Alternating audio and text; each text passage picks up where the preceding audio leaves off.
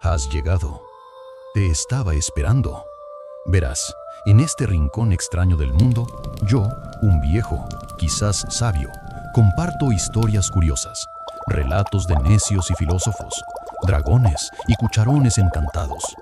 Pero antes de empezar, he de pedirte algo con humildad. Cada vez que haces clic en ese pequeño botón de like, es como si un granito de comida cayera en el cuenco de mi gato Leopoldo. Y créeme, él no perdona el hambre. Así que sé generoso, alimenta al gato.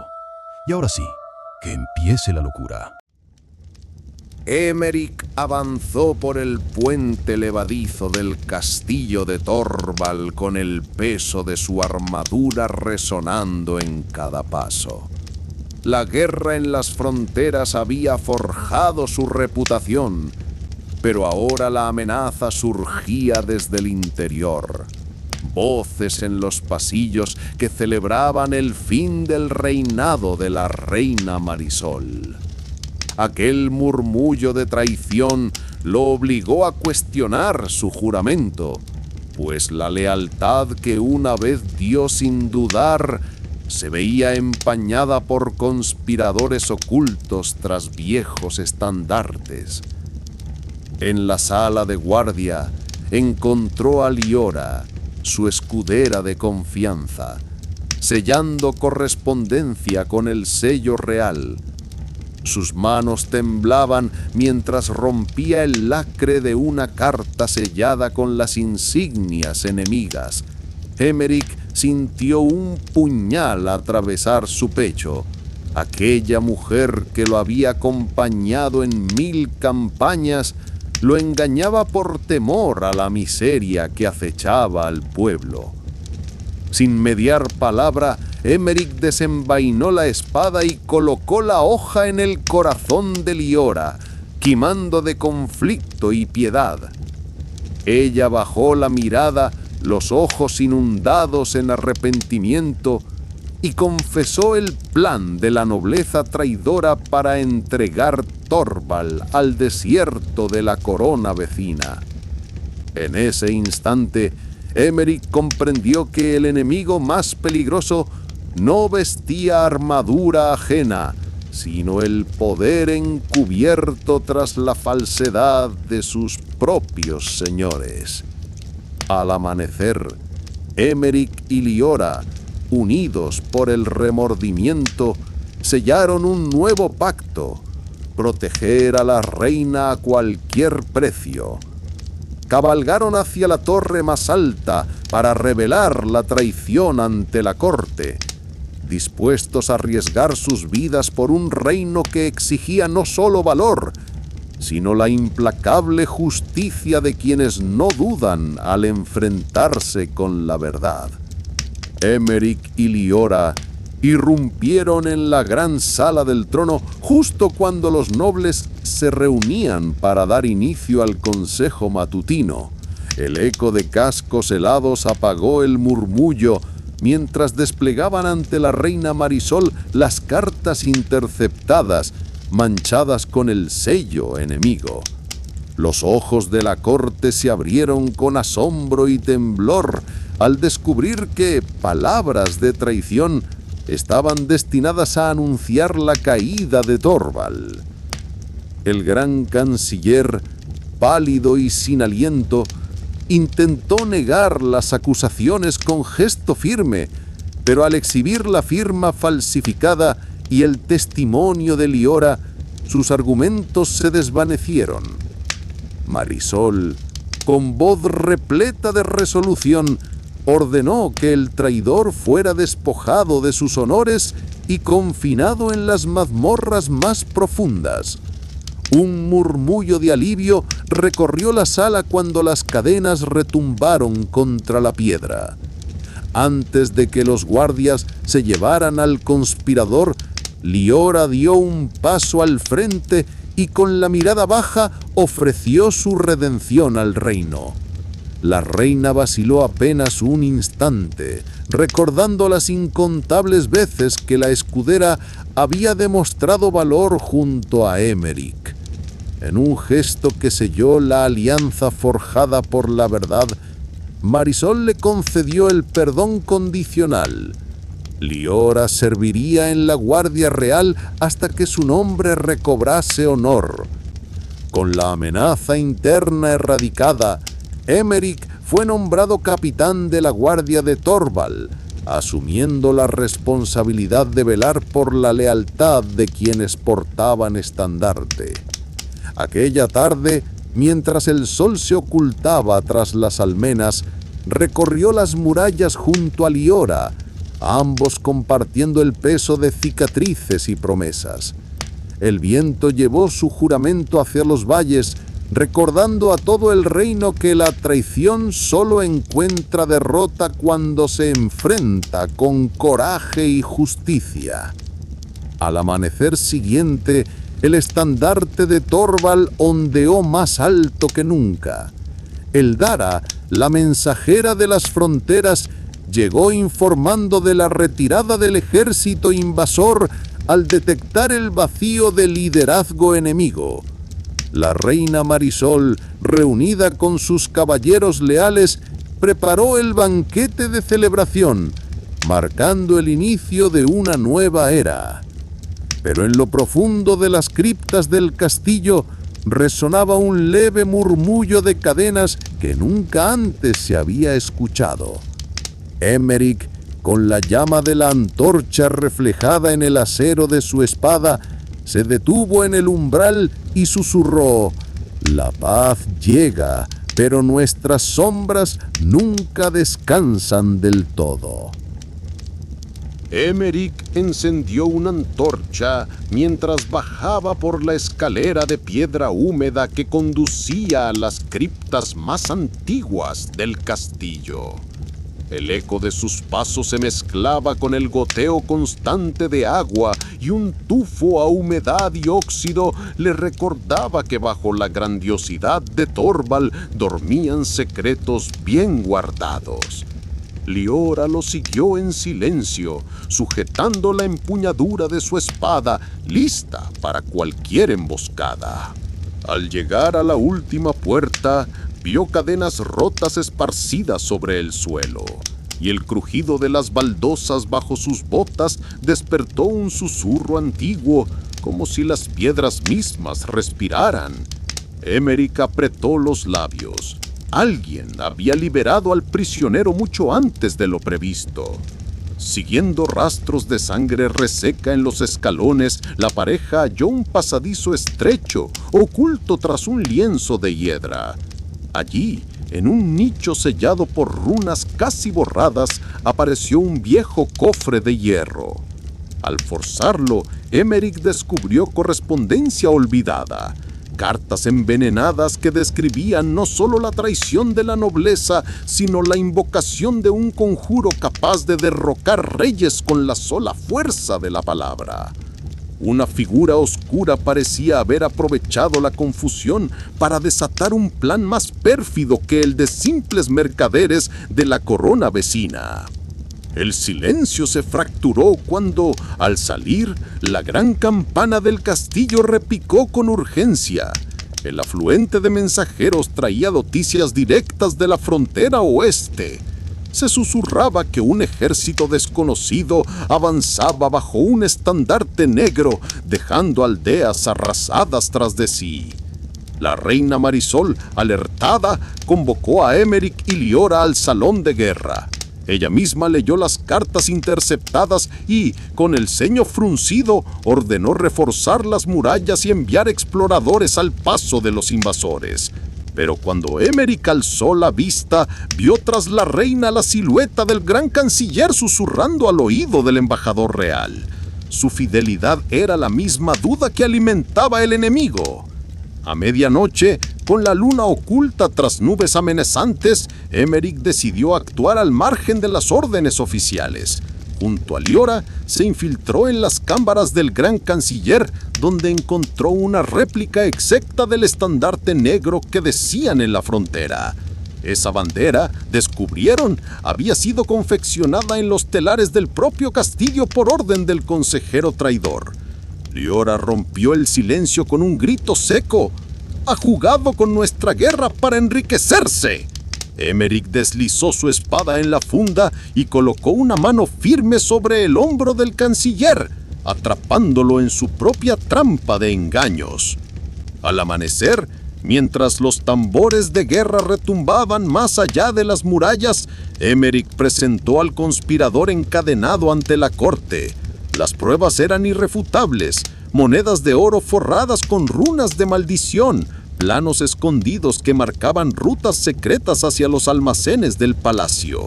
La reina Marisol, con el semblante duro, decretó que el embajador fuera arrestado y obligado a revelar el destino real de las legiones enemigas. Los señores que aún vacilaban comprendieron entonces que la traición no era solo un murmullo lejano, sino el acero frío que se insertaba en el corazón de su propia casa. Al salir del salón, Emeric contempló el cielo incendiado por primera luz. Un cuervo surcó el horizonte, graznando 2 veces como si augurara un presagio mayor. Liora posó una mano sobre la empuñadura de su espada y asintió con gravedad. «Esto apenas comienza». Emeric apretó el cinturón, consciente de que la guerra ya no sería solo contra ejércitos invasores, sino contra la sombra que acechaba en cada pasillo de Torvald. Con un último vistazo a la Torre del Halcón, emprendieron camino hacia el campamento enemigo, dispuestos a desentrañar el nudo que amenazaba con estrangular al reino desde sus raíces más profundas. Emeric y Liora cabalgaron en silencio por senderos embarrados, impulsados por la urgencia de la luna menguante. A cada sombra que danzaba entre los árboles, Emeric apretaba los labios, recordando el crujir de las cadenas en las criptas. Liora, a su lado, empuñaba la espada con firmeza de quien ha visto demasiada traición para distraerse. El viento helado llevaba rumores de tambores y hogueras lejanas. Al acercarse al campamento enemigo, divisaron filas de tiendas negras alineadas en círculos concéntricos, custodiadas por centinelas encapuchados. Antorchas arrojaban reflejos rojizos sobre escudos tatuados con runas antiguas, cuyas formas parecían palpitar con energía. Entre los guardias, mercenarios de ojos duros interrogaban a todo aquel que se moviera. Era claro que no se trataba de simples invasores. Algo más siniestro alentaba ese ejército. Disfrazados con capas mugrientas y rostros cubiertos de hollín, se infiltraron en la penumbra. Liora simuló interés por un puesto de avanzada, mientras Emeric sostenía las órdenes falsificadas que revelaban la llegada de refuerzos desde Torvald. Un centinela alzó la voz para pedir el sello de aprobación y Emeric contuvo el aliento hasta que sus palabras sortearon la pregunta con ventaja. El guardia ascendió y los condujo hacia el corazón del campamento. Detrás de un gran pabellón violeta encontraron a un prisionero encadenado, la joven Lady Sandra, enviada en misión secreta para espiar a la corona vecina. Sus ojos brillaron de alivio al reconocer a Liora y susurros confusos describieron el verdadero propósito de ese ejército negro: la invocación de un antiguo espíritu de discordia. Emeric sintió la sangre regresar a sus mejillas. Cada pieza encajaba en un rompecabezas de locura y ambición desmedida. Al acercarse a las tiendas de mando, escucharon voces bajas discutiendo los detalles del ritual, que al amanecer sacrificarían a Isandra en un altar de obsidiana para corromper el juramento de todos los soldados leales. El aire se cargó de magia oscura, un hedor a acena y traición que le heló la piel. Liora apretó la empuñadura y Emeric deslizó la hoja de su espada, preparándose para un enfrentamiento inevitable. Con un grito ahogado, atravesaron la carpa central y liberaron a Isandra, desatando una ráfaga de fuego y caos. Las campanas de alarma retumbaron mientras centinelas y hechiceros se abalanzaban en su contra. La lucha fue breve y feroz. Liora cortó cuerdas, Emeric repelió ataques con su escudo y la dama liberada usó un conjuro de luz para cegar a los guardias. Juntos rompieron el perímetro y huyeron bajo las primeras luces del alba. Cuando la bruma matutina se dispersó, los 3 cabalgaron por un camino de carruajes volcados y estandartes rotos.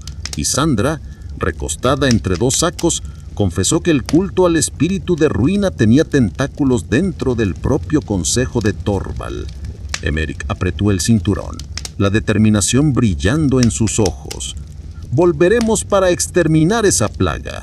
Vine por mi reina, pero lucharé por la verdad hasta el final». Con esas palabras sellaron un nuevo pacto de sangre y lealtad, conscientes de que la guerra real apenas comenzaba.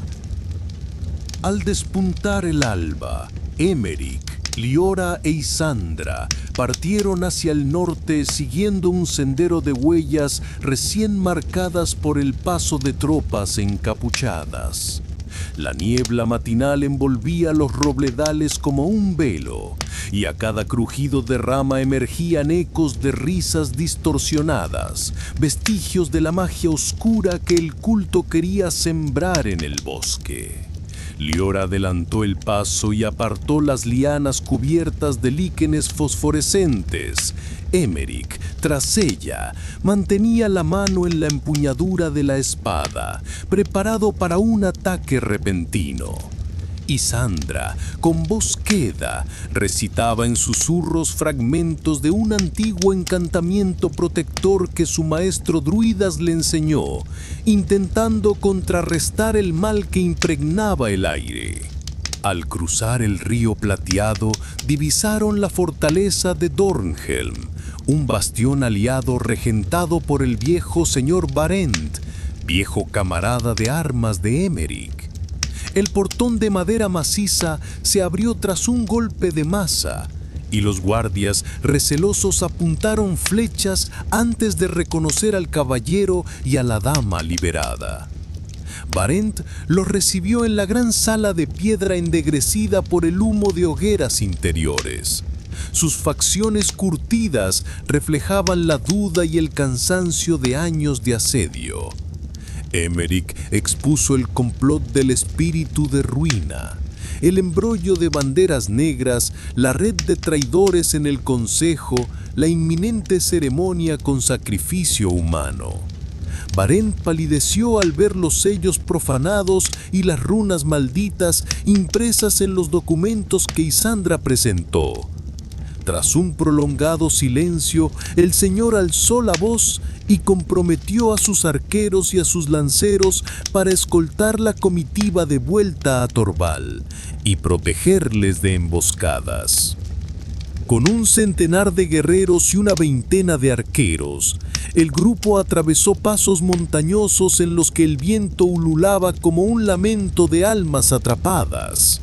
Al internarse en el Valle de los Susurros, una estela de hojas secas cobró vida bajo sus pies, susurrando promesas de salvación que pronto se tornaron en juramentos de venganza. Liora desplegó un sello rúnico ante Emeric y juntos crearon un círculo de protección que disipó las voces malévolas. De repente, surgieron espectros cubiertos de cenizas, filamentos de sombra que se abalanzaron contra los jinetes. La batalla fue breve pero brutal. Flechas de Dornhelm atravesaron la neblina y los fantasmas se desvanecieron con alaridos guturales. Emeric, ensangrentado, alzó la espada al cielo y su grito de guerra resonó como un golpe de ánima en el valle, despertando a los últimos moradores del bosque. Al caer la tarde, alcanzaron una ermita en ruinas donde aguardaba una orden de druidas que Isandra había convocado. Entre columnas de basalto cubiertas de musgo, reclamaron la bendición del viejo roble sagrado para consagrar armas y corazones. Bajo un ropaje de hojas disecadas, el anciano Aelar aplicó ungüentos curativos y enseñó a los guerreros cantos de liberación que imbuirían sus flechas de fuego purificador. Emeric sintió cómo el peso de la responsabilidad se convertía en un aguijón de esperanza. Cuando el primer cuervo graznó en el campanario derruido, la orden de druidas prometió acompañarles hasta las criptas de Thorvald, donde se celebrarían los últimos ritos del culto. La caravana avanzó al alba en un desfile de pendones blancos y estandartes dorados, escoltada por druides que entonaban cánticos de purificación. Cada paso levantaba nubes de polvo y rezos, y el aire parecía más ligero, como si la tierra misma recuperara el aliento. Emeric se volvió a Liora con cicatrices frescas en la mejilla y asintió con firmeza. Hoy sellaremos el destino de quienes quisieron quebrar el juramento sagrado. A lo lejos, las torres de Torvald se recortaban contra el cielo lívido. Con el corazón encendido por la justa ira y la fe renovada, la pequeña hueste se preparó para el asalto final. El momento en que la luz y la verdad reventarían los muros de la traición y el culto al espíritu de ruina quedaría para siempre enterrado en el olvido. La espada de Emeric, impregnada de la savia luminosa conjurada por los druidas, atravesó la sombra del espíritu de ruina, desgarrando su forma con un estallido de polvo carmesí. El espectro bramó un lamento que hizo temblar las lápidas y un viento helado azotó las antorchas, pero el círculo de raíces vivas mantuvo firme el escudo protector. Emeric quedó de rodillas, con la hoja humeante alzada frente a la criatura, mientras Liora lanzaba la última flecha encendida por el canto de libertad que traía la promesa de la tierra. Al atravesar el pecho espectral, el espíritu soltó un alarido final, un acorde oscuro que se disolvió en el aire junto a un torrente de partículas grises. El silencio que siguió fue casi insoportable. El eco de las runas muriendo, el chisporroteo de las brasas en los podios rotos y el lento goteo de agua que filtraba desde el techo. Cuando Emeric bajó la espada, su filo brillaba como el alba naciente, y el suelo bajo sus pies dejó de temblar.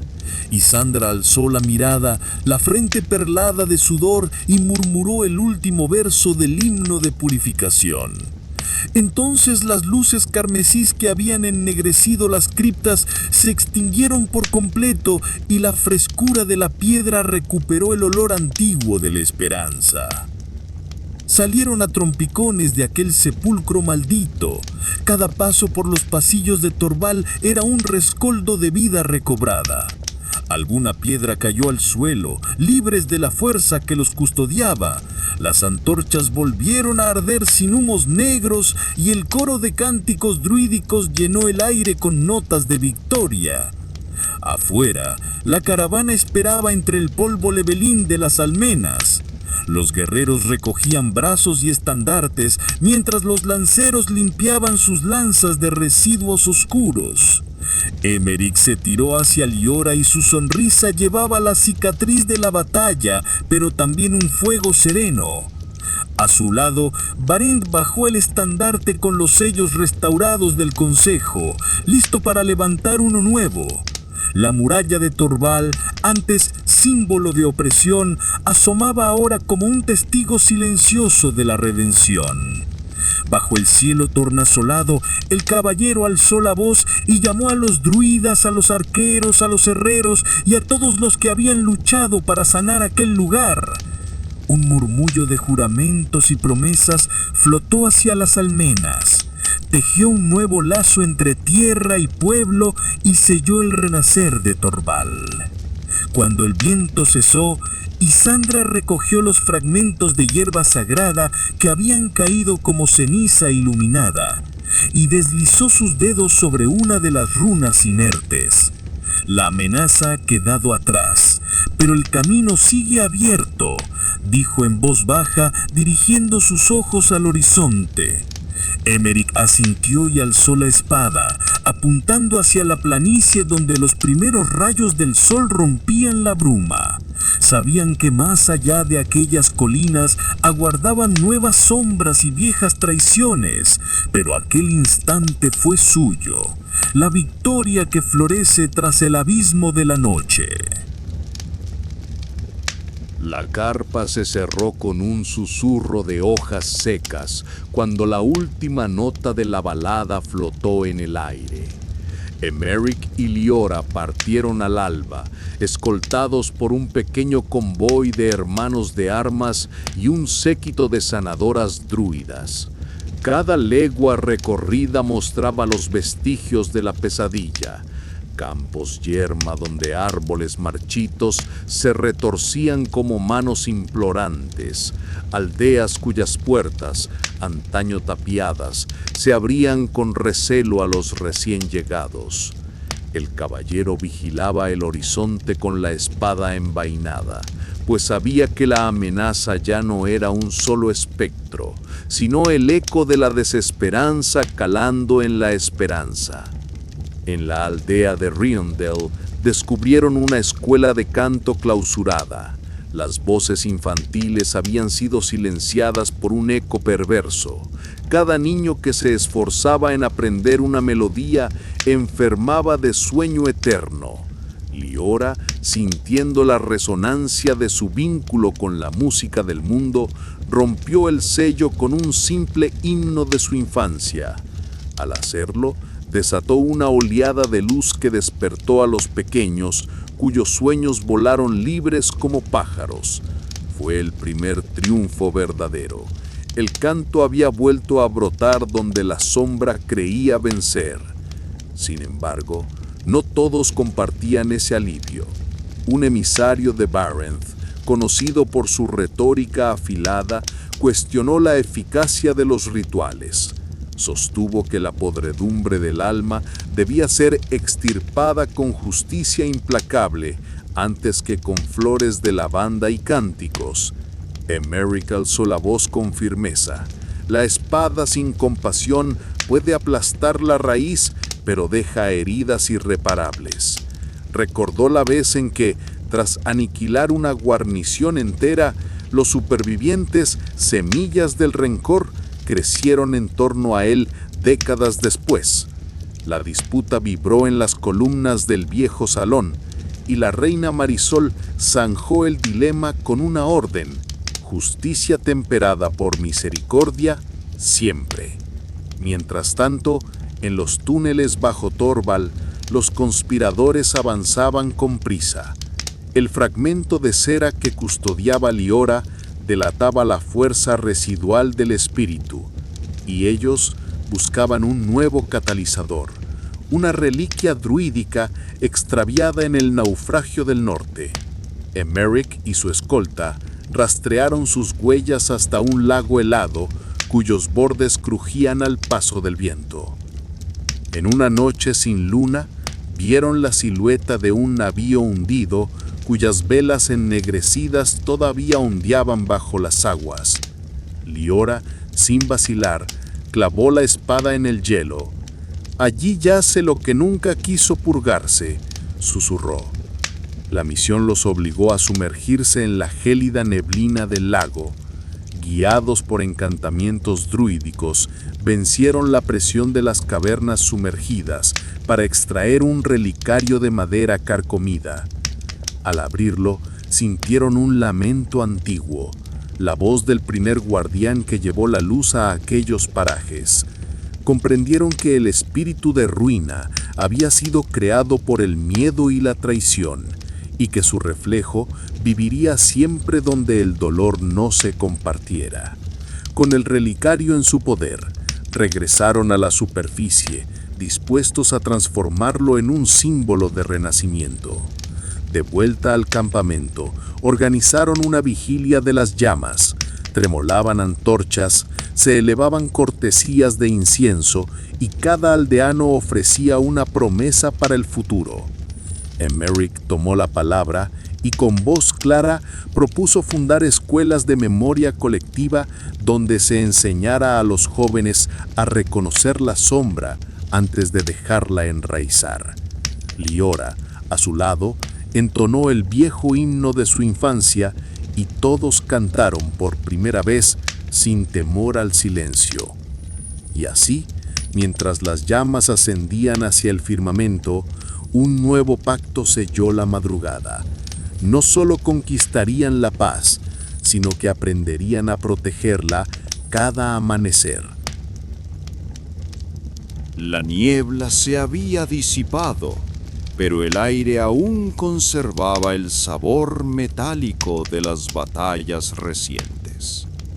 Emeric avanzaba por el sendero de piedra con la mirada fija en el horizonte, donde las montañas parecían dormir bajo un manto de ceniza.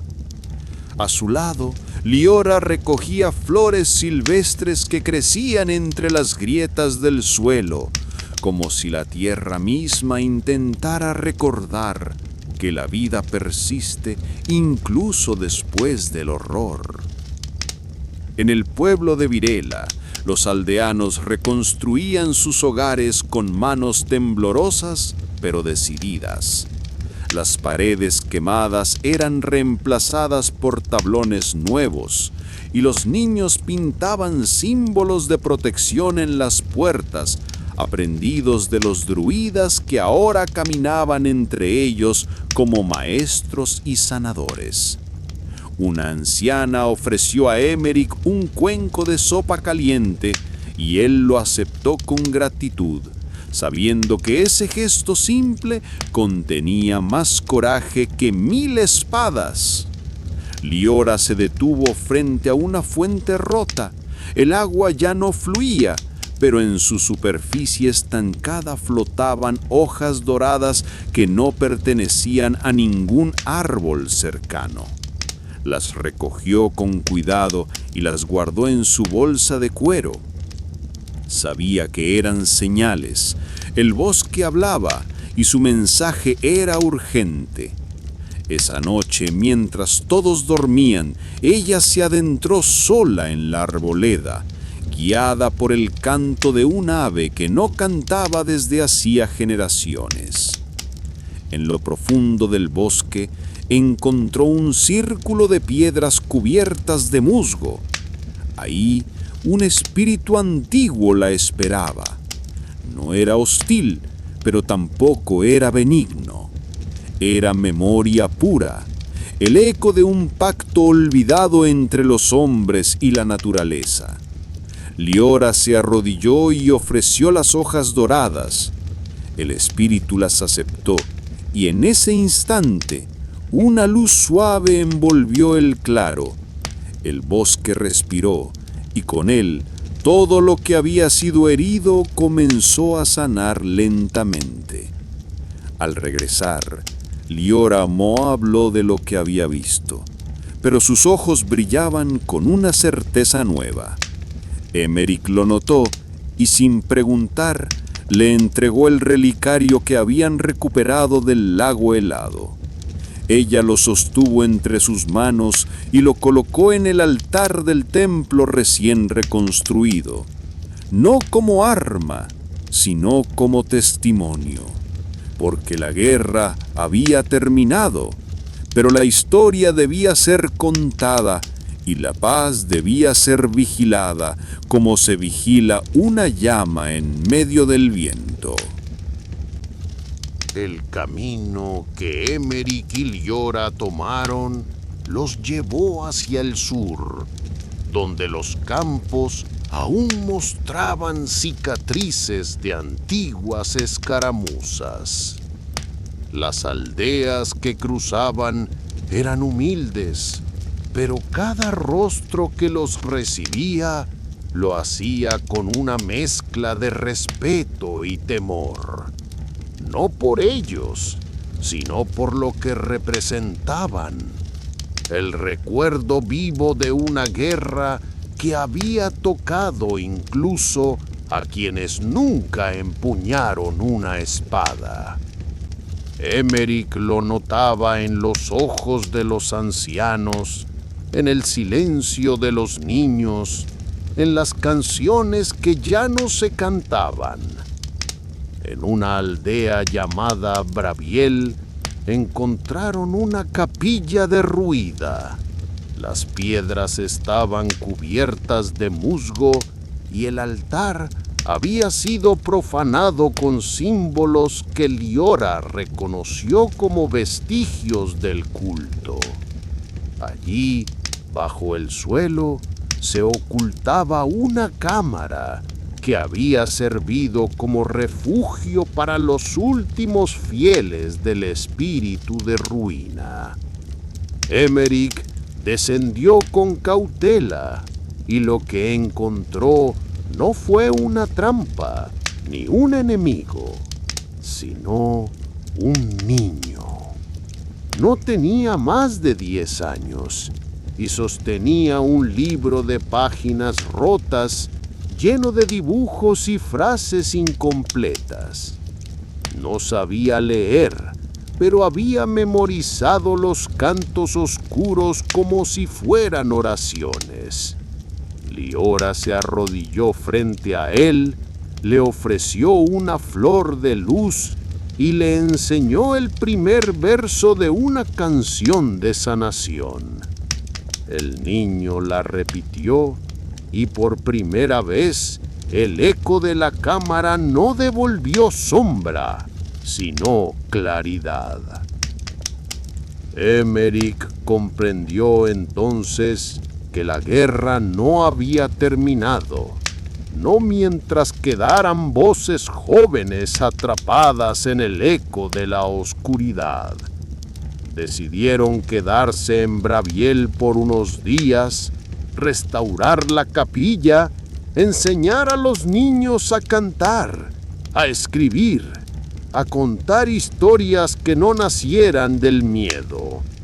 Los aldeanos, al principio recelosos, comenzaron a acercarse. Una mujer trajo pan, un anciano ofreció madera, y pronto la capilla volvió a tener techo, paredes y sobre todo, propósito. Una noche, mientras el fuego crepitaba en el centro del pueblo, Liora cantó una melodía que hacía años no pronunciaba. Era la canción que su madre le había enseñado antes de desaparecer en las primeras revueltas. Emeric la escuchó en silencio y cuando terminó, le dijo que esa canción debía ser compartida más allá de Braviel. Así nació la idea de la caravana de la memoria, un grupo de viajeros que recorrería el reino enseñando cantos, recogiendo historias, sembrando luz donde antes hubo sombra. La reina Marisol, al recibir noticias de la caravana, envió emisarios para ofrecer apoyo. No eran soldados, sino escribas, músicos, sanadores. Emeric y Liora aceptaron, pero pidieron que no se les diera escolta armada. Querían que la gente los viera como portadores de paz, no como heraldos de poder.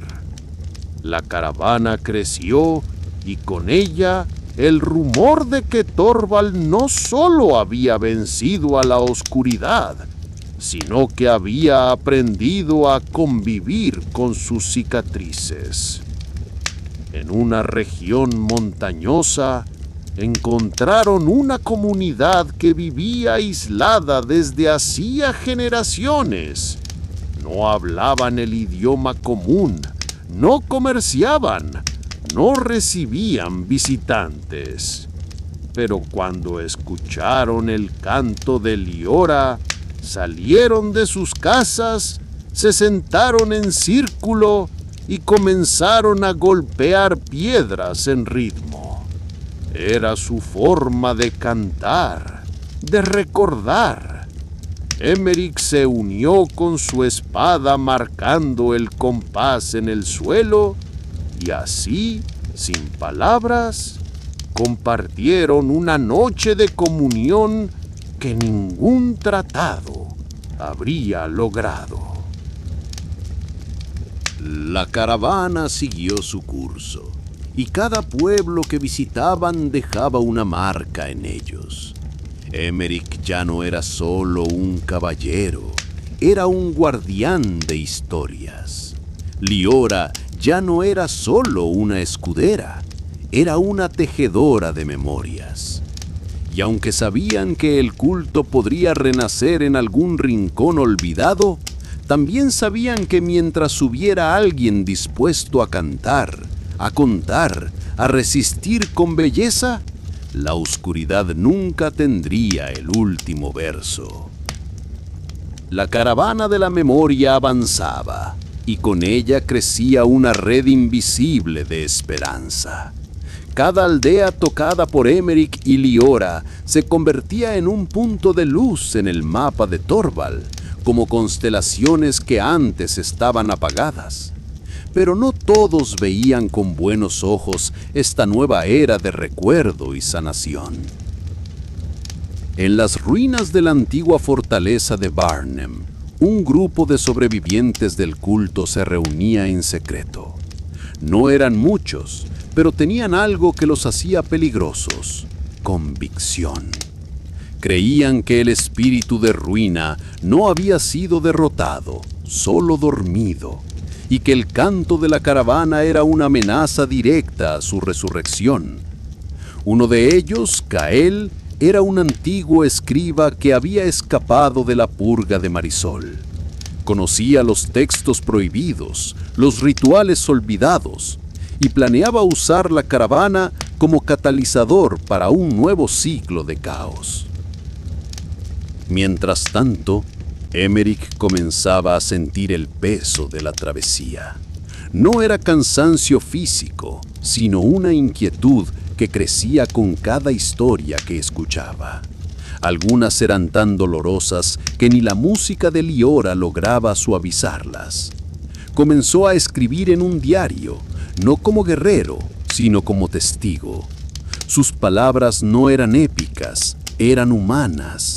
Hablaban de madres que perdieron hijos, de jóvenes que nunca conocieron la paz, de ancianos que solo querían morir en silencio. Y al escribir, Emeric descubrió algo: que la memoria no era solo para los vivos, sino también para los muertos. En una travesía por las llanuras de Eleanor, la caravana fue interceptada por mensajeros de la reina. Traían noticias urgentes. En el norte, en las tierras heladas de Virel, se habían encontrado símbolos del culto grabados en piedra fresca. No era un eco del pasado, era una advertencia.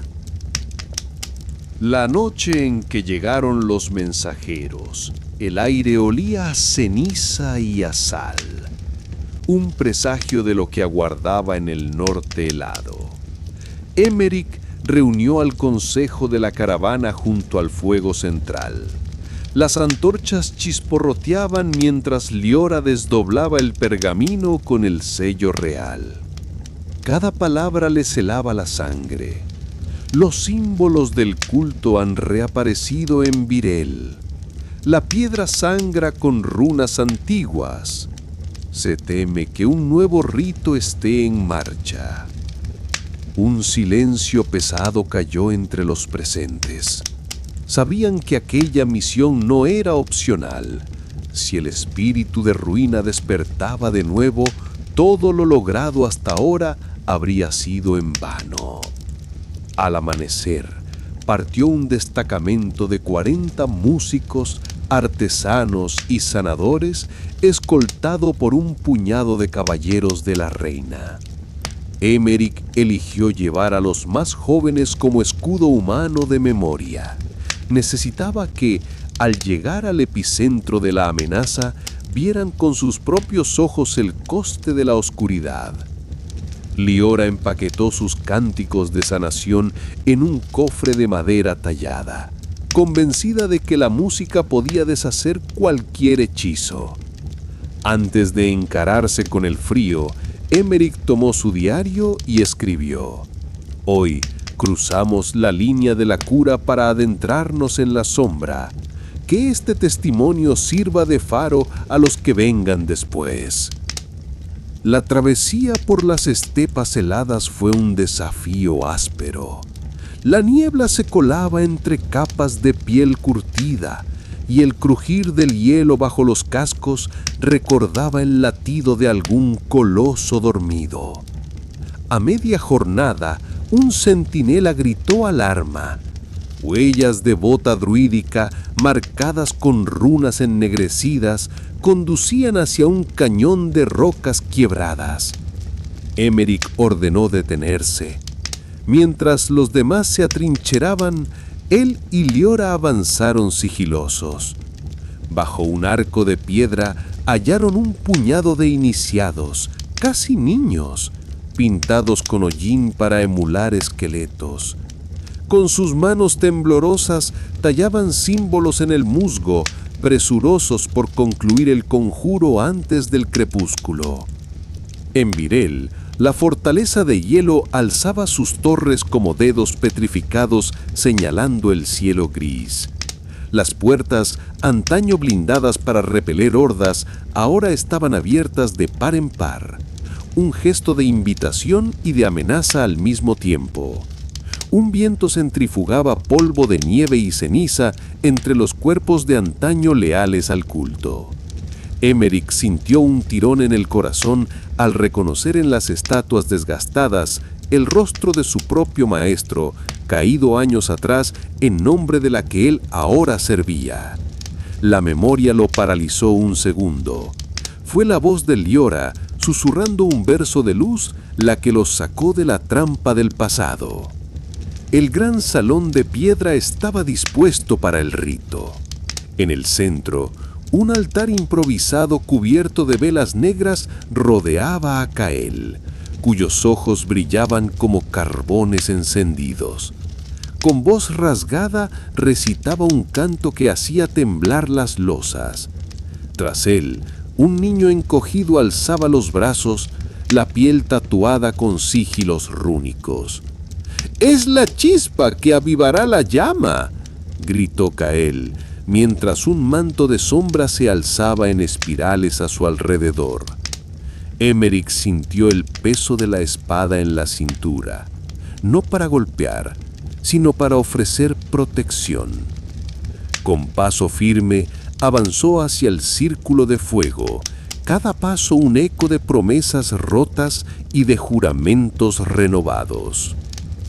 Cuando quiso alzar la voz, el temblor en su garganta lo detuvo. Fue Liora quien rompió el silencio. Comenzó a cantar en la lengua antigua de sanación, una melodía clara como cristal helado que se derramó por todo el salón. Las sombras se encogieron, los susurros rúnicos se ahogaron en armonías puras. El niño alzó la vista, confundido, sintiendo por primera vez el calor de la compasión. Cael alzó su mano, furioso, pero la catedral de hielo cedió con un crujido sordo. Las velas negras se consumieron y la negrura se disolvió en carámbanos de luz. Cuando el canto terminó, Emeric estuvo junto al niño ofreciéndole la mano sin palabras. El chico la tomó, tembloroso, y en sus ojos asomó una chispa de esperanza. Cael, consciente de que su poder se derretía, echó a correr hacia la muralla norte, perdiéndose en la ventisca como un suspiro de ira. Liora cerró sus brazos alrededor del niño y, con voz suave, comenzó a enseñarle una nueva canción, un himno de resurrección que hablaba de arcoíris sobre la nieve y del latido del mundo renacido. Al salir de Virel, el amanecer rompió con un halo de rosas y naranjas. Emeric limpió el yelmo y, mientras lo secaba, escribió en su diario: «Hoy recordamos que la belleza puede salvar vidas. El eco de las sombras no es más fuerte que el canto verdadero». La caravana se reorganizó para el retorno, llevando consigo al niño liberado y los fragmentos de hielo que guardaban las primeras runas recuperadas. Sabían que la amenaza del culto no había concluido, pero también que, mientras hubiera quien cantara, el mal nunca lograría silenciar por completo la memoria de los vivos. La noche en que llegaron los mensajeros, el aire olía a ceniza y a sal. un presagio de lo que aguardaba en el norte helado. Emeric reunió al consejo de la caravana junto al fuego central. Las antorchas chisporroteaban mientras Liora desdoblaba el pergamino con el sello real. Cada palabra le helaba la sangre. Los símbolos del culto han reaparecido en Virel. La piedra sangra con runas antiguas. Se teme que un nuevo rito esté en marcha. Un silencio pesado cayó entre los presentes. Sabían que aquella misión no era opcional. Si el espíritu de ruina despertaba de nuevo, todo lo logrado hasta ahora habría sido en vano. Al amanecer, partió un destacamento de 40 músicos, artesanos y sanadores, escoltado por un puñado de caballeros de la reina. Emeric eligió llevar a los más jóvenes como escudo humano de memoria. Necesitaba que, al llegar al epicentro de la amenaza, vieran con sus propios ojos el coste de la oscuridad. Liora empaquetó sus cánticos de sanación en un cofre de madera tallada, convencida de que la música podía deshacer cualquier hechizo. Antes de encararse con el frío, Emeric tomó su diario y escribió: «Hoy cruzamos la línea de la cura para adentrarnos en la sombra. Que este testimonio sirva de faro a los que vengan después». La travesía por las estepas heladas fue un desafío áspero. La niebla se colaba entre capas de piel curtida y el crujir del hielo bajo los cascos recordaba el latido de algún coloso dormido. A media jornada, un centinela gritó alarma. Huellas de bota druídica, marcadas con runas ennegrecidas, conducían hacia un cañón de rocas quiebradas. Emeric ordenó detenerse. Mientras los demás se atrincheraban, él y Liora avanzaron sigilosos. Bajo un arco de piedra hallaron un puñado de iniciados, casi niños, pintados con hollín para emular esqueletos. Con sus manos temblorosas tallaban símbolos en el musgo, presurosos por concluir el conjuro antes del crepúsculo. En Virel, la fortaleza de hielo alzaba sus torres como dedos petrificados señalando el cielo gris. Las puertas, antaño blindadas para repeler hordas, ahora estaban abiertas de par en par, un gesto de invitación y de amenaza al mismo tiempo. Un viento centrifugaba polvo de nieve y ceniza entre los cuerpos de antaño leales al culto. Emeric sintió un tirón en el corazón al reconocer en las estatuas desgastadas el rostro de su propio maestro, caído años atrás en nombre de la que él ahora servía. La memoria lo paralizó un segundo. Fue la voz de Liora, susurrando un verso de luz, la que lo sacó de la trampa del pasado. El gran salón de piedra estaba dispuesto para el rito. En el centro, un altar improvisado cubierto de velas negras rodeaba a Kael, cuyos ojos brillaban como carbones encendidos. Con voz rasgada recitaba un canto que hacía temblar las losas. Tras él, un niño encogido alzaba los brazos, la piel tatuada con sigilos rúnicos. «Es la chispa que avivará la llama», gritó Kael, mientras un manto de sombras se alzaba en espirales a su alrededor.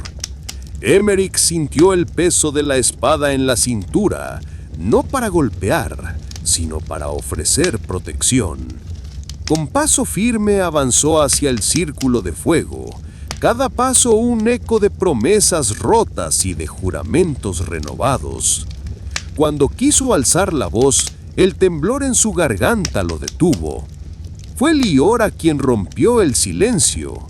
Comenzó a cantar en la lengua antigua de sanación, una melodía clara como cristal helado que se derramó por todo el salón. Las sombras se encogieron, los susurros rúnicos se ahogaron en armonías puras. El niño alzó la vista, confundido, sintiendo por primera vez el calor de la compasión. Gale alzó su mano, furioso, pero la catedral de hielo cedió con un crujido zurdo.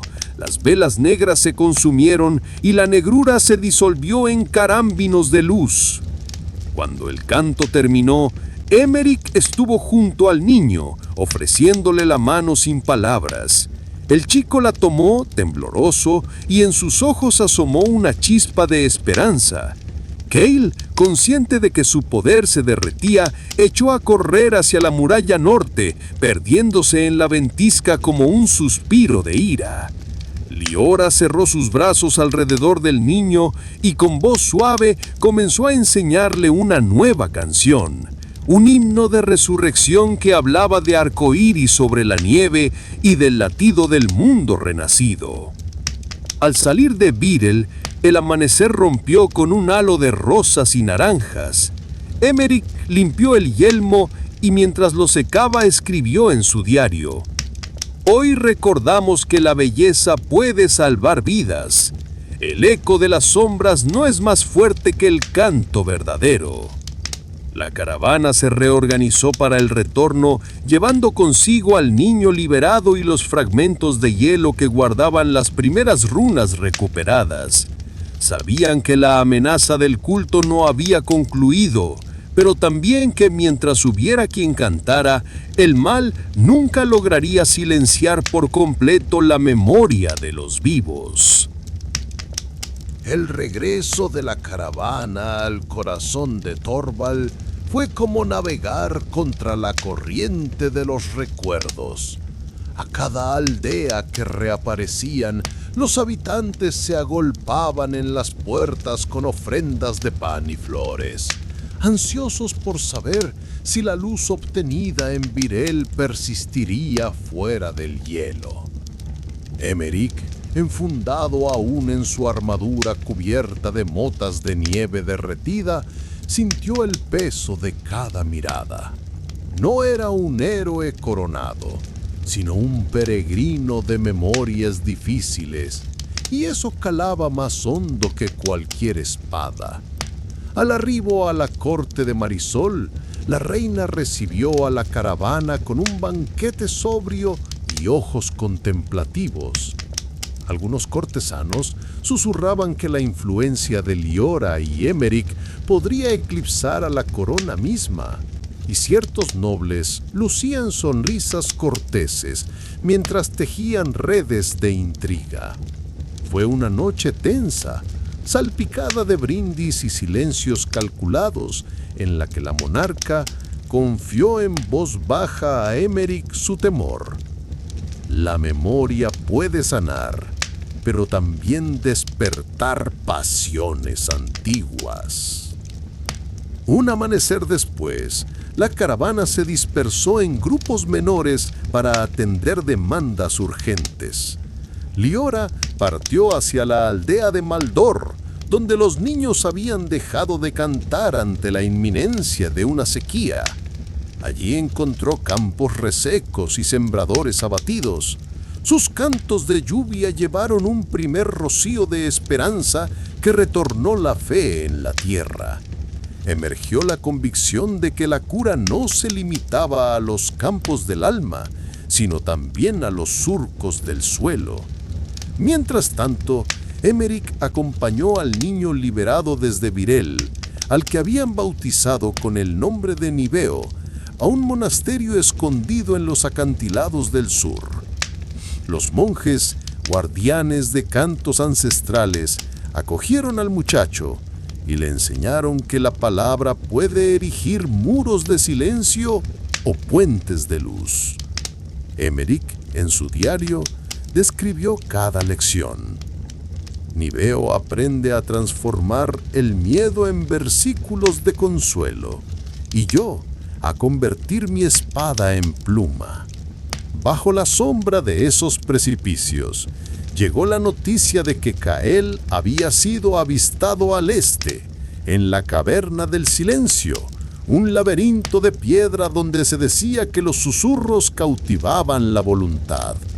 Sin esperar refuerzos, Emeric y un pequeño séquito se embarcaron de nuevo en la senda del riesgo. Sabían que allí no bastaría con cantos de sanación, haría falta coraje para atravesar el eco de sus propios miedos. En el interior de la caverna, cada paso generaba un murmullo que adoptaba la forma de recuerdos amargos. Risas infantiles que se sellaban, voces maternas que se apagaban. Liora, con su cofre de cánticos a cuestas, improvisó un himno que resonó en las bóvedas, haciendo que las rocas respondieran con un rumor pleno de resonancia. Ante la apertura de un pozo de rocas vivas, Emeric alzó la espada no para herir, sino para cortar las cuerdas invisibles que ataban las voluntades. Al fin, en la cámara más profunda, Kael les esperaba con una sonrisa cansada. Sus manos temblaban sin poder ofrecer un ritual, y en sus ojos había un rastro de rendición. La convicción que lo había consumido se derretía ante la hondura del canto. Emeric, en lugar de blandir acero, extendió el diario abierto al pasaje que hablaba de la compasión compartida, y Liora entonó el himno final. Entonces, los ecos de la caverna se transformaron en un coro de voces que jamás había existido en vida, reconstruyendo el eco de una comunidad que la oscuridad quiso sepultar. Emeric cerró su crónica con una sola frase: «Hoy aprendí que el verdadero rito no es el que convoca sombras, sino el que convoca corazones». Y así, la caravana de la memoria se alzó una vez más, caminando hacia el horizonte con canciones frescas y heridas sanadas, sabiendo que cada nota llevaba la promesa de que, mientras hubiera voces dispuestas a recordar, no existiría tumba lo bastante profunda para enterrar la luz. La caravana avanzaba al amanecer, arrastrando tras de sí una alfombra de susurros y risas que parecían desafiar las cicatrices de la guerra. Emeric cabalgaba en silencio, atento al jadeo de su caballo y al rumor de voces que crecían con cada pueblo al que se acercaban. Liora recorría las carretas, enseñando a los sanadores a convertir fragmentos de corcho en instrumentos de ritmo que acompañaran los cantos de curación. En la comitiva también viajaban escribarras y pintores. Unos copiaban los versos que emergían de su viaje, otros plasmaban en lienzos los rostros iluminados por primera vez tras tanta oscuridad. Una tarde, llegaron a la ciudad de Mirabel, donde las torres inclinadas parecían a punto de desmoronarse bajo el peso de viejos lamentos. Allí descubrieron un viejo archivo olvidado, custodiado por una anciana de ojos claros que guardaba libros cuyas páginas amarillas hablaban de cultos anteriores al reino.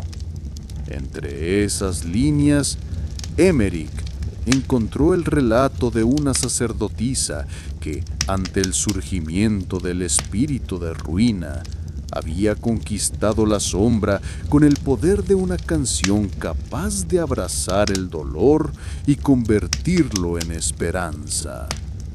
Aquella melodía se llamaba El susurro de los olvidados y, según el texto, debía cantarse en el lugar exacto donde el mal había nacido. Pasaron noches descifrando runas y acordes, y el diario de Emeric se llenó de anotaciones precisas, renos verbales, ritmos rutos que Liora corregía con paciencia, antiguas notas salpicadas de tinta de sepia. Cuando estuvieron listos, partieron rumbo al Valle de las Cenizas, un cráter extenso flanqueado por riscos negros de ceniza y rocas fracturadas. El primer paso sobre ese suelo polvoriento trajo ecos de lamentos tan antiguos que hicieron temblar a los caballos. Níveo, ahora aprendiz de druidas, avanzó descalzo, dejando detrás su propia huella luminosa, y recitó uno de los versos de purificación que lo habían salvado en Virel. Al centro del cráter hallaron un monolito de basalto cubierto de inscripciones punzantes. El aire allí era tan denso que inhalarlo dolía. Con mimo, Liora colocó su cofre de cánticos junto al pedestal y bajo la mirada expectante de todos, comenzó la primera estrofa de El susurro de los olvidados. El coro de la caravana se alzó en armonía y los guerreros acompañaron con el redoble de tambores de madera. En el momento en que la voz de Emeric surgía más pura, el monolito tembló y una grieta surgió en su flanco, dejando escapar un torrente de polvo oscuro que se disipó en el viento. No hubo estruendo, pero el cielo cambió. Nubes grises dieron paso a un azul suave y los riscos liberaron una cascada de ceniza luminosa que se disolvió como un ademán de perdón. Los presentes comprendieron que ese sitio había acumulado el dolor de generaciones y que la canción había arrebatado las memorias envenenadas para devolverlas a la tierra. Emeric, con la hoja de su espada manchada de polvo negro, escribió la última entrada en su diario. El mal no es una fuerza ajena, es un eco nuestro. Al cantarlo, lo liberamos. A lo lejos, un grito de alarma rasgó la tarde. Un destacamento de refugiados huyó por el borde del cráter, señalando una columna de humo que ascendía desde un pequeño asentamiento junto al bosque. Sin dudarlo, Emeric ordenó reagruparse y cabalgar hacia allí, conscientes de que la sombra persistía donde menos la esperaban. Montaron en filas improvisadas, músicos con panderetas al frente, sanadores con bolsas de ungüentos, caballeros y druidas cerrando el paso. Al llegar al poblado, hallaron casas derruidas y un claro lleno de símbolos rúnicos pintados con sangre antigua. Un grupo de aldeanos se escondía junto a un arroyo, exhaustos y cubiertos de lodo helado. Entre ellos, vieron a un hombre que sostenía un medallón idéntico al relicario del lago helado. Emeric entendió de inmediato que alguien había robado la pieza para intentar reavivar el culto de otra manera. Liora abrazó al hombre y le cantó una nana de despedida, mientras los sanadores trataban las heridas. El medallón, al recibir la vibración de la canción, emitió un leve fulgor y se quebró en fragmentos que se esparcieron sin causar daño. Con esa señal, el último vestigio del mal se desvaneció. Los aldeanos, liberados del miedo, se acurrucaron junto a la comitiva. Emeric levantó la vista hacia el horizonte y vio que más allá de las colinas, las bandas de refugiados aumentaban cada día. Comprendió que su misión jamás tendría fin, porque siempre habría memoria que rescatar y canciones que entonar. Liora posó una mano en su brazo y murmuró: «No somos héroes solitarios, somos el coro que resuena».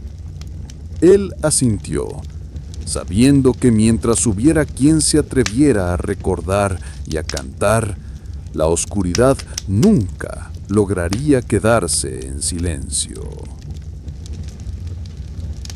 Y aquella misma noche, junto al murmullo del arroyo, la caravana levantó su campamento.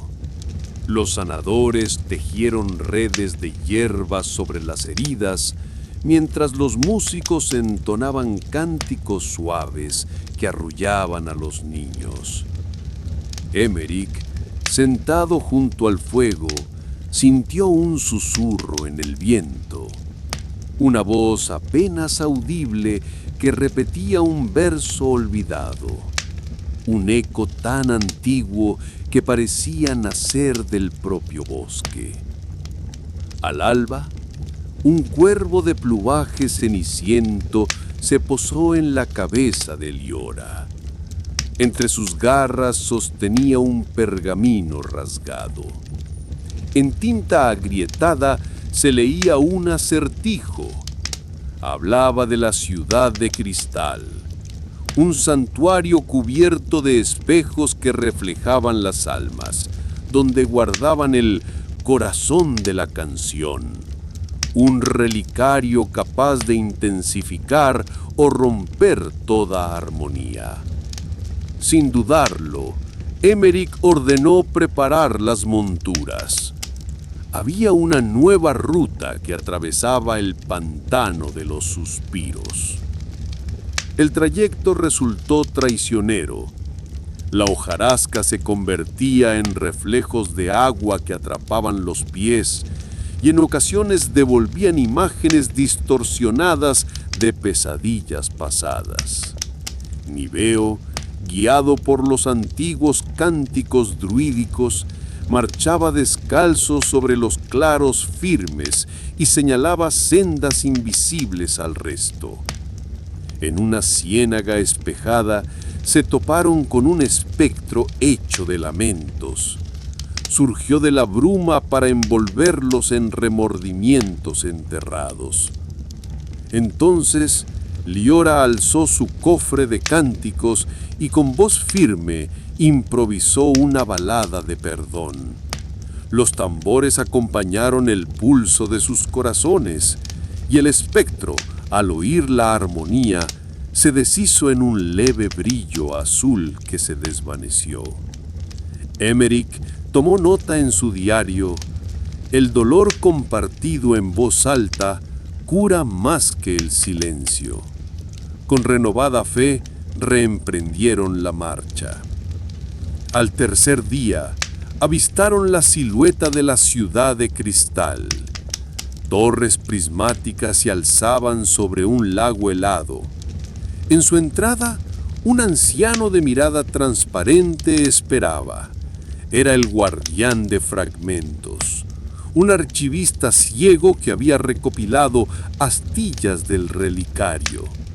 Con manos temblorosas, ofreció a Emeric un fragmento del corazón de la canción, advirtiendo que sólo al unirse con los demás podría brillar sin consumirse. Emeric alzó la pieza contra el sol pálido y vio un arco de luz titilar sobre la superficie helada. Comprendió que su empresa iba más allá de combatir sombras aisladas, debía reunir reliquias y letras, unir la memoria dispersa de cada pueblo para componer la sinfonía que sellaría el riff del silencio.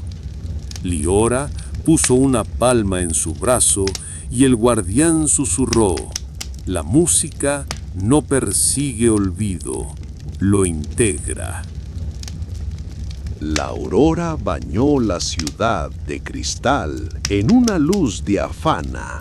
Las torres prismáticas brillaban como antorchas contenidas, proyectando conexiones de arcoíris sobre el lago helado. Emeric, Liora y Niveo se miraron con determinación. El corazón de la canción reunido latía en sus manos, pero aún quedaba el acto final. Al internarse bajo el lago, hallaron un pasadizo de túneles helados cuyos muros relucían con vetas de cuarzo. Cada cristal atrapaba ecos de susurros antiguos y fragmentos de melodías olvidadas. El aire era tan puro que cada nota salía más nítida, pero más vulnerable. Un fallo podría romper no solo una cuerda vocal, sino el pacto mismo con la armonía del mundo. El espíritu del silencio apareció al fondo, transformado en una curvatura de sombras líquidas. Su presencia se sentía como la ausencia de sonido. Cada paso suyo absorbía el murmullo del agua. Emeric alzó el fragmento mayor y empezó un arpegio tenso, lleno de gravitas. Liora respondió con acordes de ternura que flotaban como plumas, y Niveo agregó un suspiro en tierna cadencia druídica.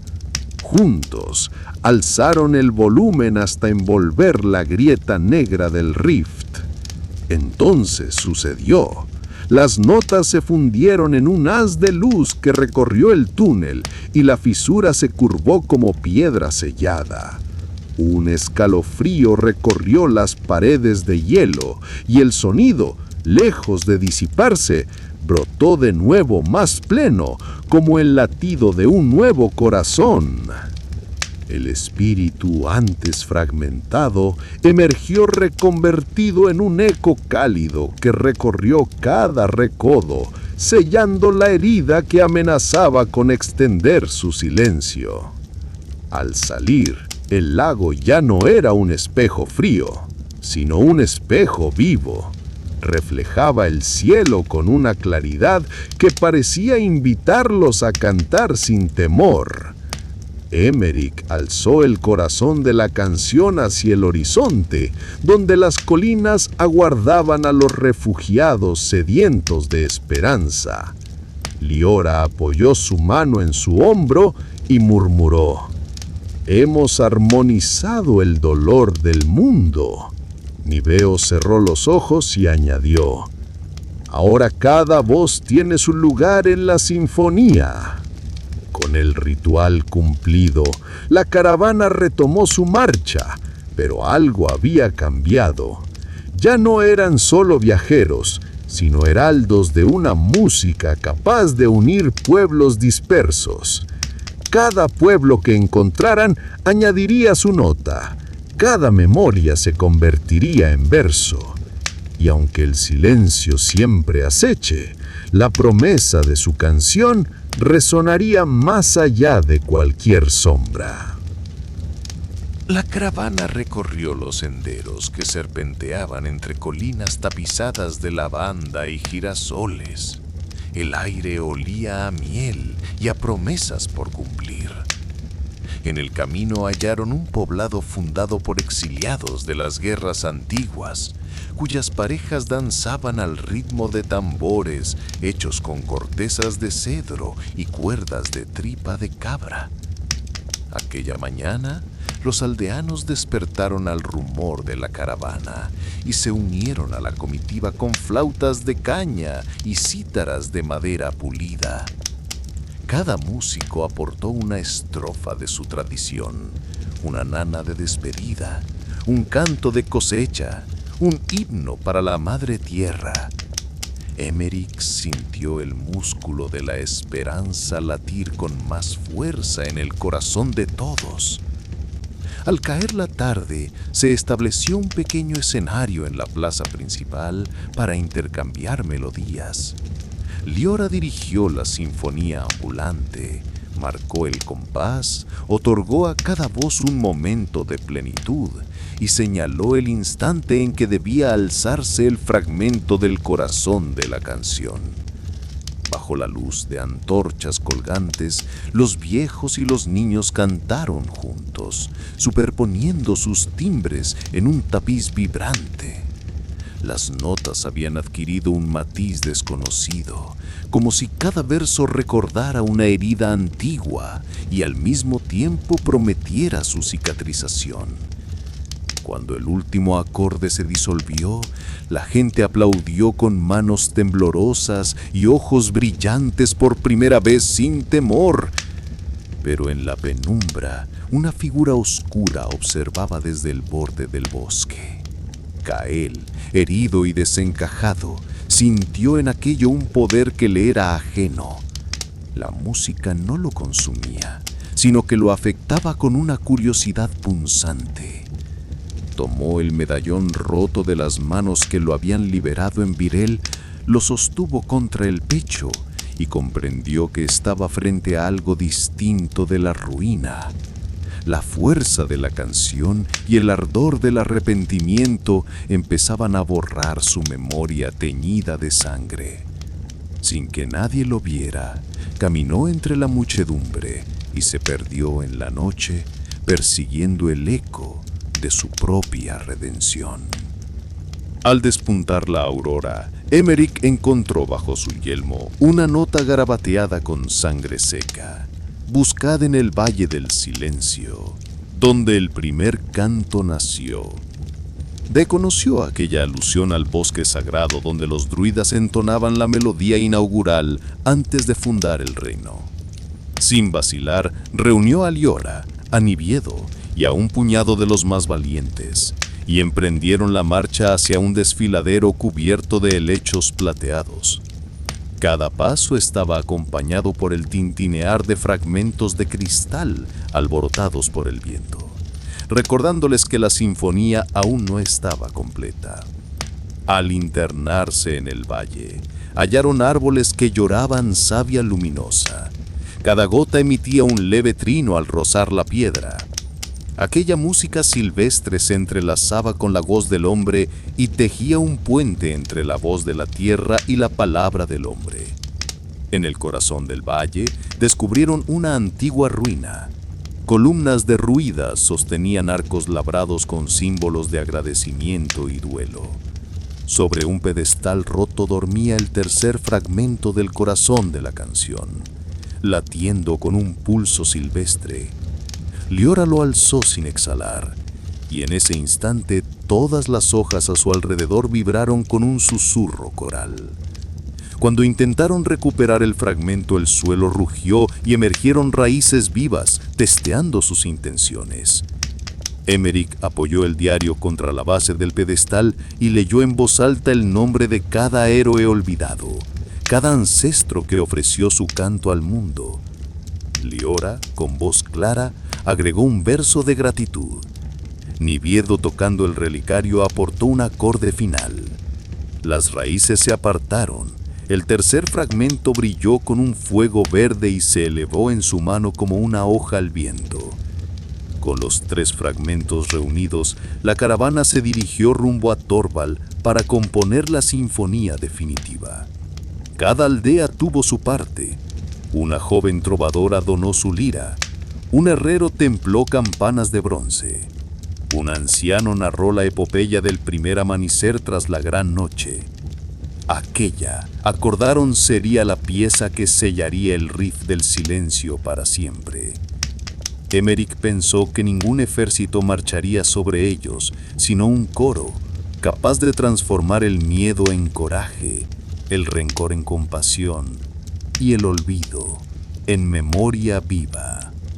Y así, bajo un cielo encendido por las primeras estrellas, comenzaron el ensayo de la sinfonía que resonaría hasta los confines del reino y más allá del último suspiro de la sombra.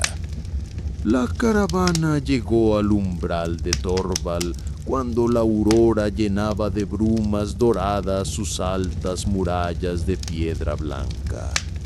Torres almenadas, sobrevoladas por bandadas de vencejos, daban la bienvenida a viajeros y mensajeros. Bajo los arcos de la puerta cristalina, el eco de tambores lejanos hizo temblar el polvo del camino. Anunciaba que algo extraordinario estaba por suceder. En la plaza de los susurros, decenas de bardos y trovadores aguardaban formando un semicírculo, cada uno con su instrumento en ristre. La gente del lugar, mercaderes, artesanos y monjes del templo de la lira, se agolpaba tras las barricadas improvisadas, curiosa y expectante. Emmerich, erguido sobre un pequeño estrado de madera, alzó el diario que contenía las partituras secretas de la sinfonía definitiva. Mientras tanto, Kael merodeaba entre las sombras de columnas góticas, su medallón roto colgando de la cadena como un último vestigio de la vida que había dejado atrás. Cada latido de su corazón resonaba con los acordes que ensayaban y por primera vez sintió compasión por las notas ajenas. Debía elegir detener aquella obra por miedo a sentirse expuesto o entregarse enteramente al poder redentor de la música. Cuando el sol alcanzó su cenit, un rugido soterrado recorrió las calles de Torvald. El rift del silencio, sellado siglos atrás, comenzaba a ondular bajo el suelo. Grietas menudas cruzaron las losas como cicatrices vivientes, y un murmullo inhumano emergió de las profundidades. Los guardias blandieron lanzas, varios bardos vacilaron, pero Emmerich les señaló que el verdadero escudo era la armonía, no el acero. Liora y Niveo ocuparon sus lugares junto a un Cristo tallado en mármol que presidía la plaza. Entre ambos, un conjunto de campanas forjadas por el herrero de Virel tintineaba con un brillo opalescente. Liora llevó la batuta al aire y con un gesto firme dio la señal. Cada voz debía afinar su esperanza, cada cuerda su resiliencia. En ese instante, Kael apareció al pie del estrado. Con voz temblorosa regresó el medallón a Emmerich, pidiendo permiso para ser parte del coro. Nadie habló. El silencio se tensó y él se unió a las voces bajas que iban elevándose en un himno de perdón. Su violín, rasgado por años de odio, se afinó al calor de una nueva promesa. La primera nota de la sinfonía definitiva brotó como un faro, pura, cálida y temblorosa. Al instante, el suelo se estremeció con fuerza inimaginable y sombras alargadas surgieron de las fisuras.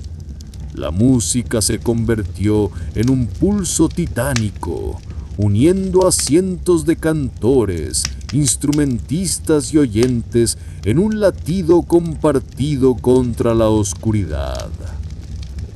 Cuando el segundo acorde fue sostenido, una columna de luz se alzó sobre la plaza, trazando un puente de sonido entre los corazones. El rift respondió con vientos huracanados, pero la sinfonía se mantuvo firme, desafiando la tormenta. Aquel fue el momento en que Torvald comprendió.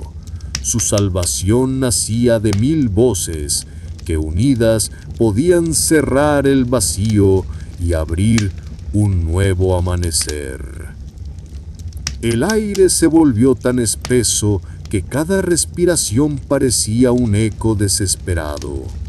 Emmerich respiró hondo y apoyó el primer fragmento contra el ónice, sintiendo como su pulso vibraba al unísono con la piedra.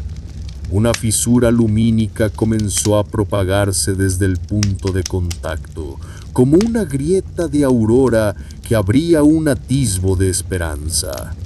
Las sombras del olvido se arremolinaron de nuevo, atraídas por aquella luminosidad, y lamieron el borde de la fisura con dedos etéreos.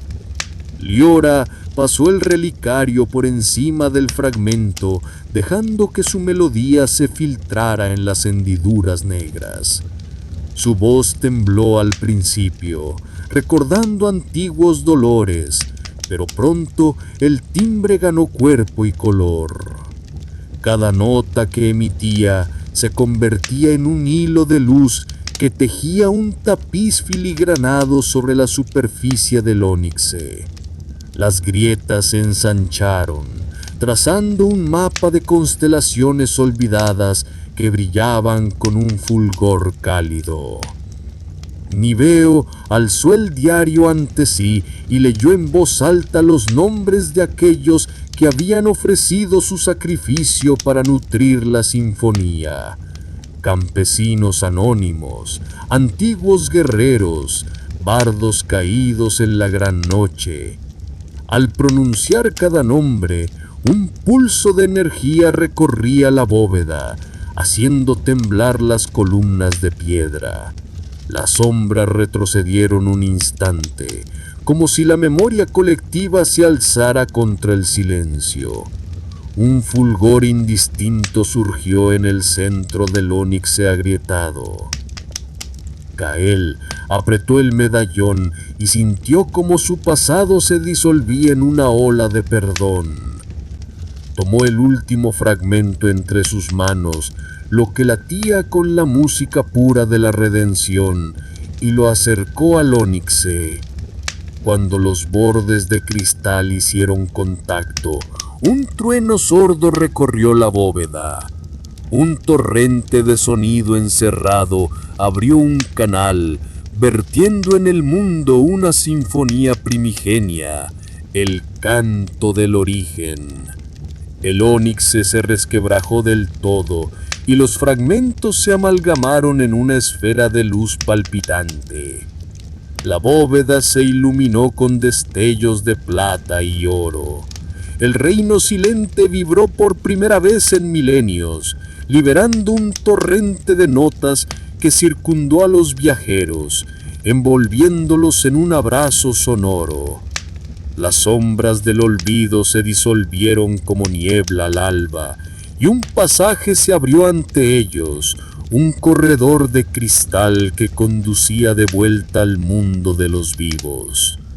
Emeric, Liora, Niveo y Kael se tomaron las manos, y al cruzar el umbral, la sinfonía definitiva se elevó sobre sus cabezas, ungida por la unión de cada corazón que había creído en la música como arma y como salvación. Salieron al crepúsculo por el corredor de cristal, y el mundo los recibió con un murmullo renovado. El canto de los prados se mezclaba con la risa de los arroyos, y aún podían oírse ecos lejanos de antiguas melodías despertando en hojas y rocas. Emeric sintió el peso de la espada liviano, como si la nota final hubiera afinado su armadura de hierro en un susurro de paz. Liora, junto a él, clavó la mirada en el horizonte y descubrió que las nubes mismas se arqueaban en acordes de rosa y violeta, anticipando un amanecer armonizado. Al llegar de nuevo a Torval, la plaza estaba transformada. Las grietas selladas vibraban con destellos de luz cada vez que alguien cantaba, y el bullicio de los mercaderes adquiría cadencias casi danzantes. Los niños trotaban trayendo semillas de flores y tambores caseros, ansiosos por formar parte de la sinfonía interminable. En el balcón del palacio, la reina Marisol alzó una mano y el silencio se posó como un manto. Entonces emergió un coro espontáneo de voces ciudadanas que elevó una tonada de celebración, tejiendo en el aire la promesa de un reino reconstruido en memoria y canto. Sin detenerse, Emeric envió mensajeros a las fronteras más remotas. En las islas del este, los pescadores recitaban letanías que imitaban el oleaje. En las tierras de dunas del sur, los caravans araban la arena entonando ritmos que pedían lluvia. En las estepas heladas del norte, los pastores guardaban en silbidos el rumor del viento gélido. Cada región levantó su propia caravana local, llevando pergaminos de partituras y fragmentos del corazón, obligados a enseñar a los suyos que la verdadera defensa de un pueblo radica en su voz compartida. Algunos líderes se sintieron reticentes. Un caudillo del desierto mandó detener a un grupo de trovadores, convencido de que la música debilitaba la voluntad de los guerreros. Liora acudió con un pequeño laúd y en medio de la arena compuso un breve himno en alabanza al acero y al valor. Cuando las pirámides de arena temblaron al ritmo del arpegio, aquel caudillo exclamó que su espada había recuperado la empuñadura que creía perdida y ordenó celebrar un festival donde todas las tribus entonaron, por primera vez unidas, la balada de la tempestad que trae la calma. Mientras tanto, en el puerto de las 1000 velas, emergió la idea de fundar la flota de los coros, barcos cuyos mástiles sonarían como arpas al viento y cuyo casco guardaría tambores para convocar cantos de sanación a lo largo de las rutas marítimas. Emeric firmó los pergaminos que constituyeron el tratado de colaboración entre naciones isleñas y Torval, y al amanecer, las primeras carabelas se hicieron a la mar con un pasacalles de trompas y flautas. Aquel viaje no tenía fin. Cada pueblo acogía el fragmento de una estrofa y lo transformaba según su costumbre, hasta componer infinitas variaciones de la Sinfonía Universal. Se tejieron alianzas con reinos vecinos, se fundaron academias de canto que coexistían con las escuelas de esgrima, y en cada boda, en cada funeral, en cada cosecha, resonaba siempre una nota de redención. Y mientras las voces brotaban por doquier, surgieron nuevos misterios, rumores de un niño capaz de imitar cualquier timbre humano, de una gruta donde los ecos recitaban pasajes jamás escritos, de un pacto secreto entre los bosques y los tambores. Emeric, Liora, Niveo y Cael supieron entonces que su sinfonía había crecido más de lo que imaginaban y comprendieron que la verdadera misión sería aprender siempre, escuchar siempre, para que la melodía de los pueblos jamás se canse de elevarse. Emeric, Liora y Cael avanzaron tras la cascada de líquenes cantores y descubrieron una gruta iluminada por cristales resonantes. En el centro, un niño de ojos plateados repetía cualquier timbre, desde el ulular de un búho hasta el estrépito de tambores de guerra, tejiendo armonías nunca antes escuchadas. Se llamaba Silo, un eco viviente nacido de la última nota del corazón, pero incapaz de silenciar el torrente de voces que lo agotaba. Con paciencia y ternura, Liora enseñó a Silo a trazar pausas entre sus frases, a sentir el silencio como parte esencial de la melodía.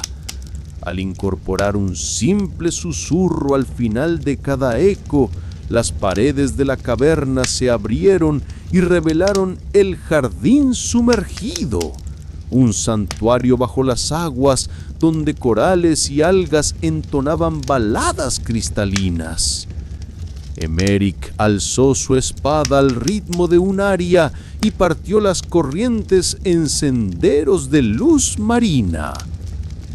Antes de partir, Silo obsequió al lupo una caracola formada por su propio eco. Al acercarla al oído, quien la sostuviera escucharía el murmullo de 1000 generaciones dispuestas a sumarse a la Sinfonía Universal. Con ese fragmento de voz viva, los 4 emprendieron el viaje hacia la costa de Marel, donde el duque Alebón organizaba un torneo singular. En el anfiteatro de sal, las espadas danzaban al compás de los cantos. Niveo afinó tambores para marcar cada golpe. Cael ajustó el ritmo de sus flechas y Liora condujo la danza marcial de las hojas silbantes. Cuando Emeric se enfrentó al campeón de la guadaña de mareas, el duelo se transformó en un diálogo armónico que concluyó con la rendición de su oponente en un acorde perfecto. Maravillado por la belleza de un combate sin derramamiento de sangre, el duque Alebón firmó la Alianza Coral. Cada barco llevaría cantores y guerreros dispuestos a proteger las rutas marítimas a golpe de estrofas y violines de velas. Para celebrarlo, Marel acogió un concierto en la playa con flautas flotantes, tambores de viento y trompas que resonaron hasta el horizonte. Sin embargo, desde el oeste emergió un cañón de silencios absolutos, amenazando con absorber toda melodía. Emeric izó una tocha coralina en un promontorio y convocó a pescadores del este, caravanes del sur y pastores del norte. Cada grupo entonó sus salmos de espuma, arpas de arena y silbidos helados en torno a la caracola de Silo. El poder colectivo de la Sinfonía Universal sacudió el cañón, transformando el vacío en un puente de resonancias. Tras atravesar esa pasarela sonora, los pueblos sellaron la amenaza con un coro inolvidable. Al caer la noche, Emeric depositó su espada afinada en canto sobre la tierra purificada.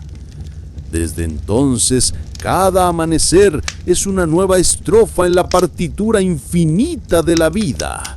En aldeas, academias y flotas de coros, el eco de aquel triunfo siguió creciendo, demostrando que la verdadera defensa de un reino reside en el poder compartido de una sola voz.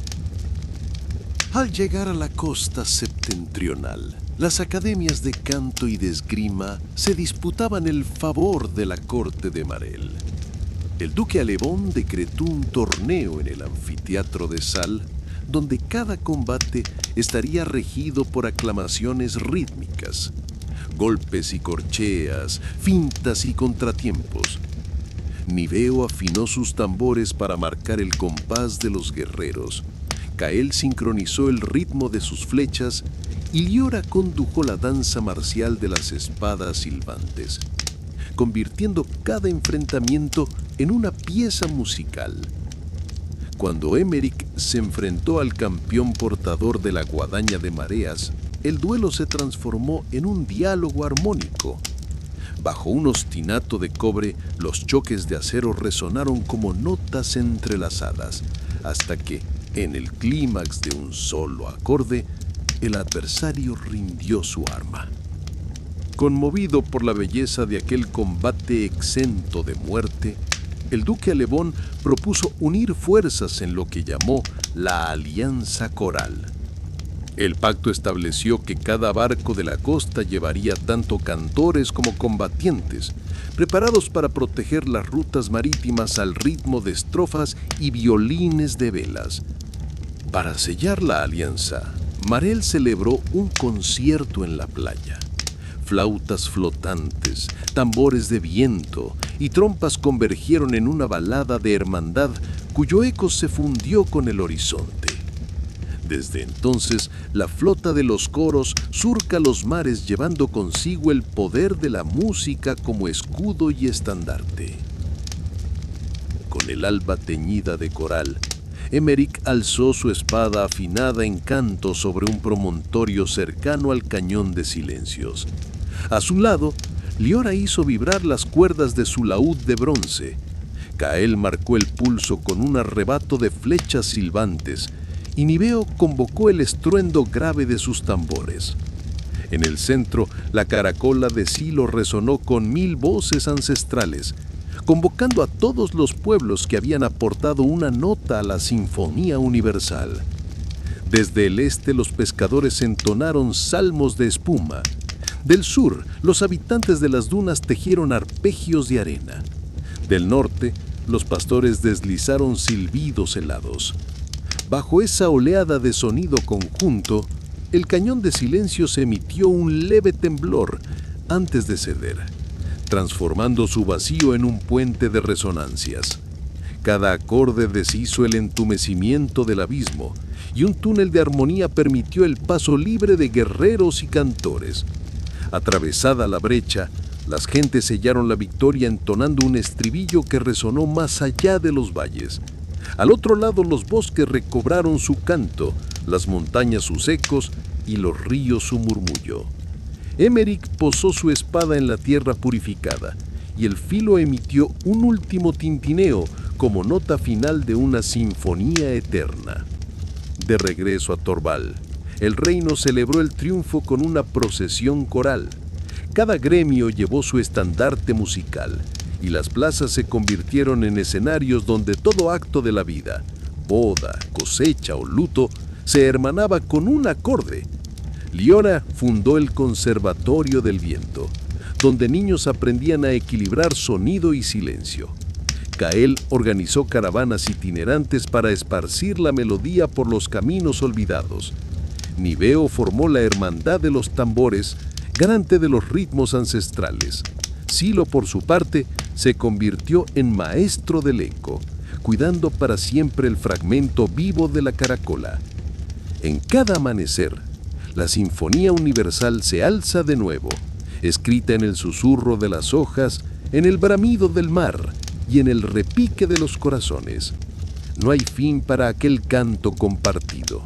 Su partitura se expande con cada voz que se atreve a entonar una sola nota, recordando a todos que la fuerza más invencible nace del eco común de un solo latido. En fin, hemos llegado al final de otro gran relato.